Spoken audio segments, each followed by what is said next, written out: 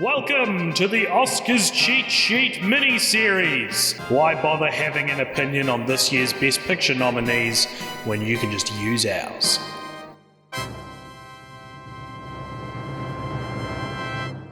Welcome along, everybody, to our Cult Pop podcast, and our mini-series, the Oscars Cheat Sheet, where we discuss all the films nominated for Best Picture in 2022, one episode at a time. I am AJ, joined by Richard and our actor/friend Aaron, and today we're going to talk about a little film called Belfast.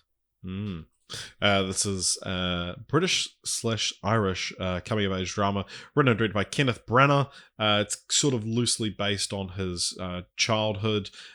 He describes it as his most personal film, but yeah, it's set during his childhood in Belfast, Northern Ireland, at the beginning of the Troubles in 1969. And yeah, what's this one about? This one is, I mean, you basically just said it there. It's the Troubles. It's this little town, or it's focused mainly on like on a single street almost in Belfast, where Catholics are being, sort of forcefully forced to leave the town by the Protestant attackers. And it's all of this is told through the eyes of an 8-year-old, I think he's 8-year-old, maybe 8-year-old, 7-year-old boy named Buddy, who's a Protestant who doesn't understand why we can't all just get along. Why can't we all just get along? And meanwhile, his parents are trying to figure out whether or not they should leave Belfast and jump ship, move somewhere else. And it's pretty story light. Outside of that, it's more, I think, the strength of this film comes from the observation of such troubles, no pun intended, from the eyes of a child. Yeah.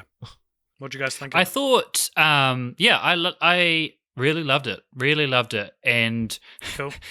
Before we went to watch the movie, all I knew about it was like, it's in black and white and it's about the Troubles. And I was like, man, this is going to be a long day at the cinema. But it turned out it was just like God, this just give it the Oscar now. Yeah. I don't want to have to watch it.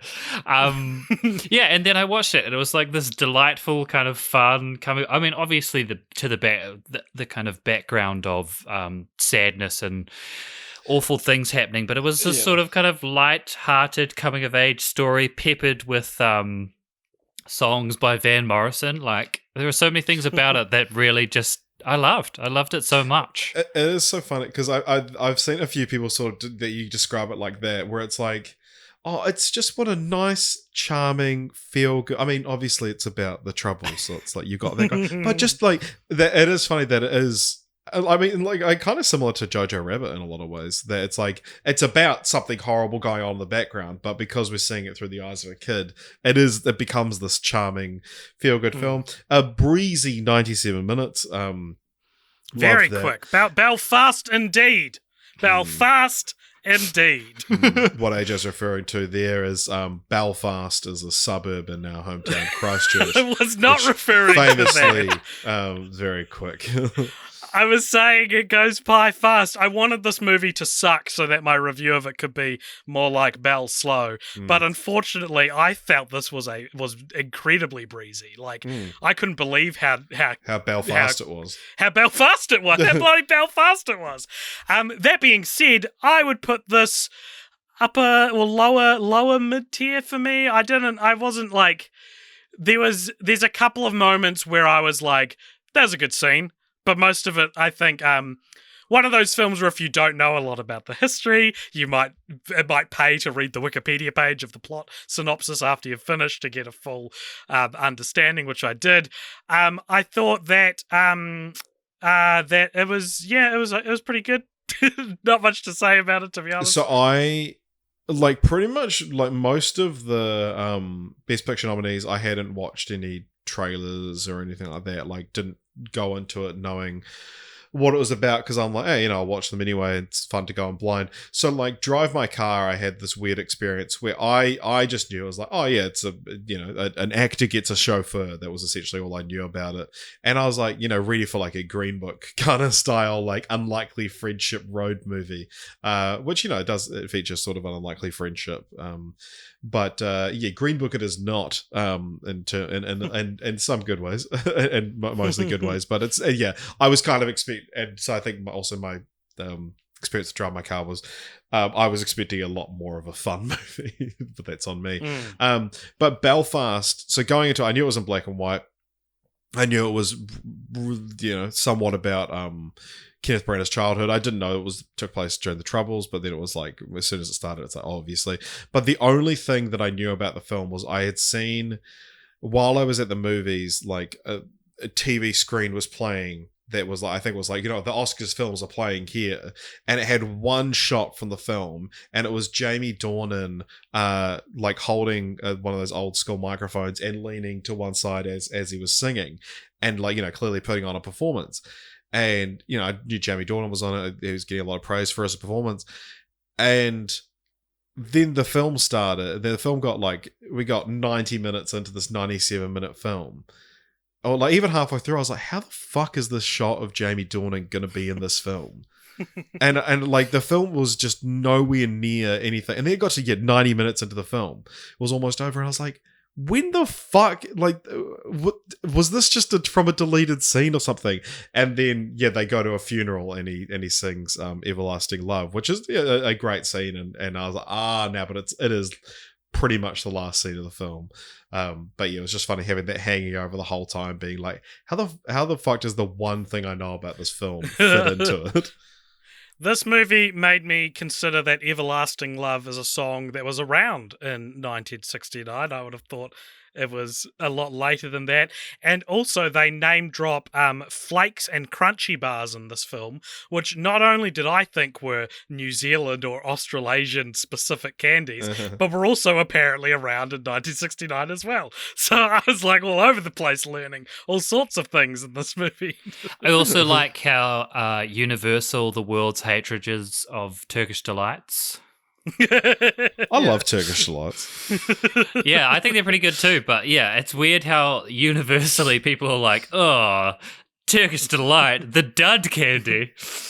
I don't know. I think that I think I wanted this to be more than it was after hearing because 2 months ago this was pick for first. This was what people thought was going to win. Well, it's interesting because this is. I know you had the same experience, but this is a film that I hadn't heard of until I found out it was the front runner for Best Picture. Yeah.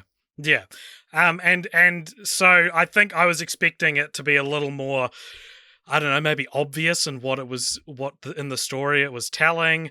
I don't know what I wanted from this movie. I had a pleasant time watching this. I think there's a scene where Judi Dench, and again, it's one of these Oscar-y scenes. There's a scene where Judi Dench who's talks nominated about for an Oscar for. Yeah, and this I think is probably her Oscar scene where she talks about watching a movie when she was young where people go to Shangri-La and how magical it looked, and sort of there's a sadness to the fact that she will forever be in Belfast while her family is moving on, I think was the idea there. And she has a very sad ending to this movie where her husband dies and her family moved to England and she's just left alone. And I'm not sure what... No, she's nominated for an Oscar, that should be fine. I think Kenneth Branagh is maybe working through some guilt there almost of potentially leaving his grandmother behind. And one interesting thing in this film is that it is black and white, aside from whenever media is being shown. Did you notice this? Yeah, so I wanted to talk about this, yeah. So they watch Chitty Chitty Bang Bang and we see it fucking in colour. Terrible movie. Sucks. And they so long and so boring. Oh my god! What are we talking about?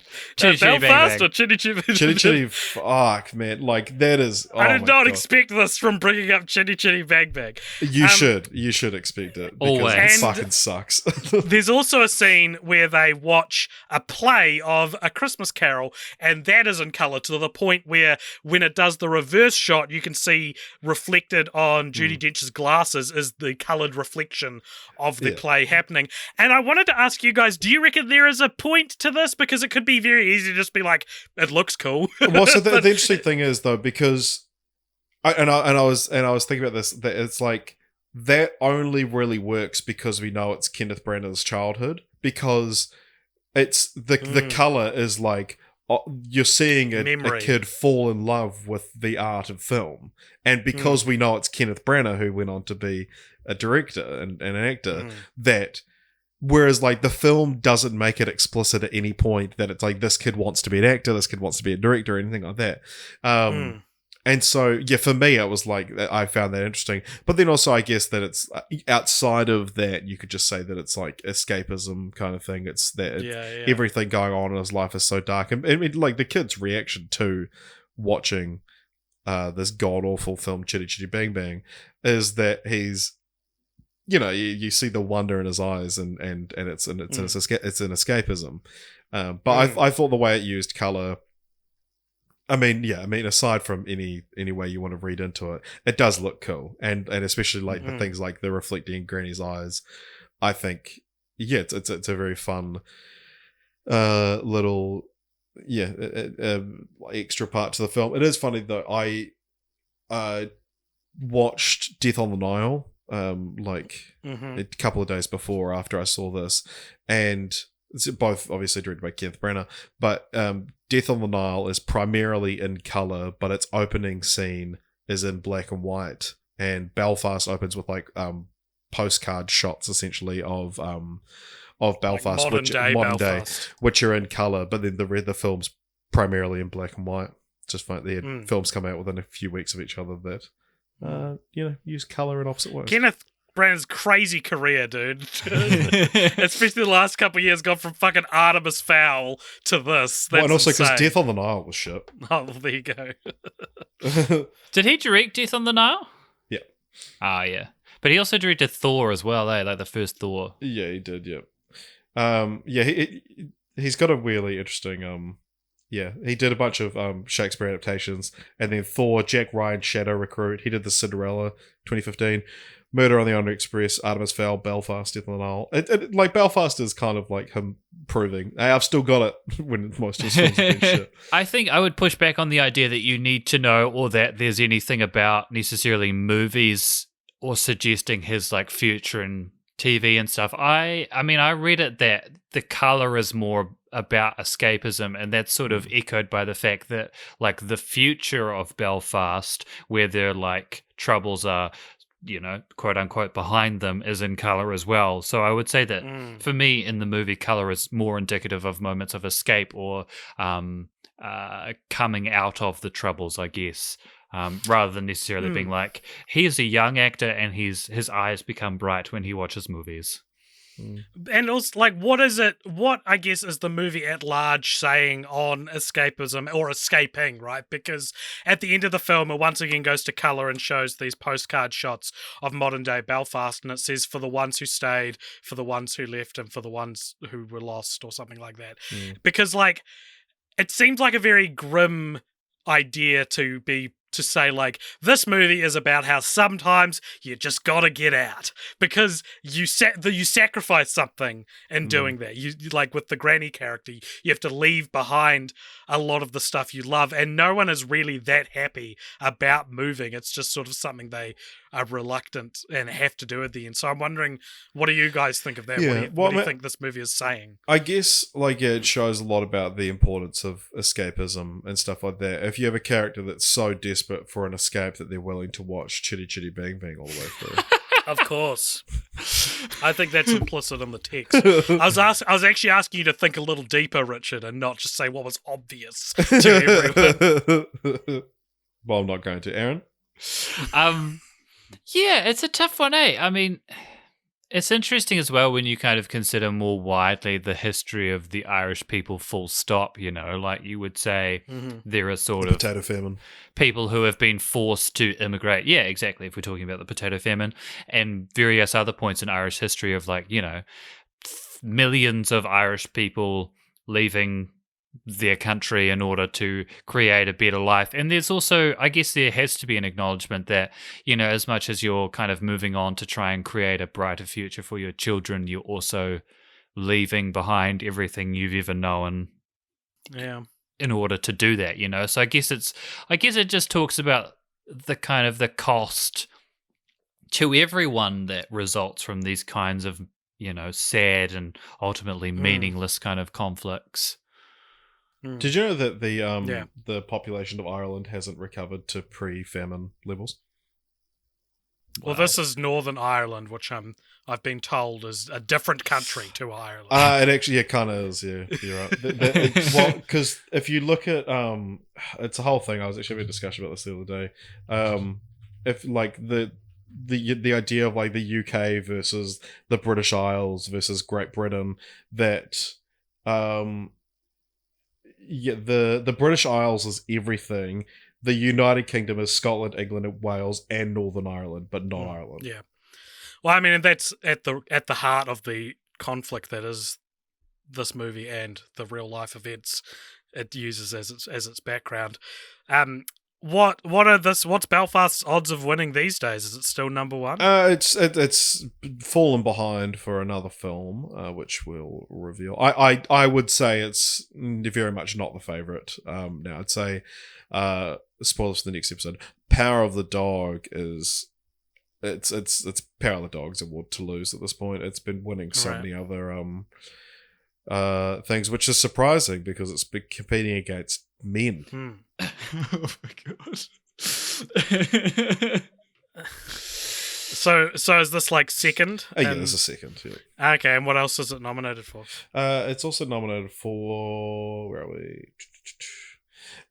Best Picture, Best Director for Kenneth Branagh, Best Supporting Actor for Ciarán Hinds, who plays Pop, and then Best Supporting Actress for Judi Dench, who plays Gran.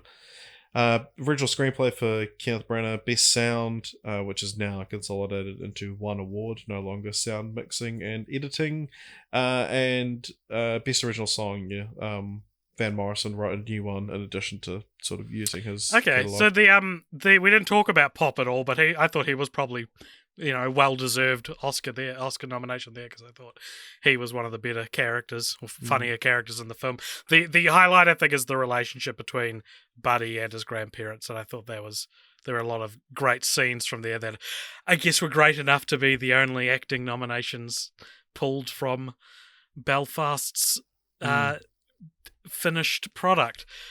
Well, does anyone have any other thoughts on Belfast, or shall we close up? Shall we end our Belfastest episode? What do you think? Yeah. Are you guys just not going to say anything for 3 minutes, so it won't be our Belfast? Yeah. No. This is like, I was worried. I was like, God, sometimes Oscar noms are hard to talk about because there's just nothing I have to say. And we were doing well until we got to this one, and it's like, maybe I just have nothing to say about Belfast. It's just a nice movie. And yeah, I guess the question is, should that win? Should just a nice movie win? And apparently no. A gripping, tragic movie should win instead. Cool. All right. Well, if you guys enjoyed this, please follow Cult Pop Show on Twitter and Instagram. You can email us at cultpopshowmedia@gmail.com. You can throw us some money over at patreon.com/cultpopshow, or you can join our Discord, which is in the show notes. Come and tell us why you are completely flummoxed as to why Belfast is our shortest episode, because you have 100 things to say about it. I want to hear what those 100 things are. Richard, maybe you guys want to defend Chitty Chitty Bang Bang. Good luck. Richard, what is our final Oscar nominated film going to be? It is, of course, The Power of the Dog. From one New Zealand suburb to another. Twizel for Power of the Dog. Twizel is much larger than a suburb. I apologise to the people of Twizel. Just end on your apology.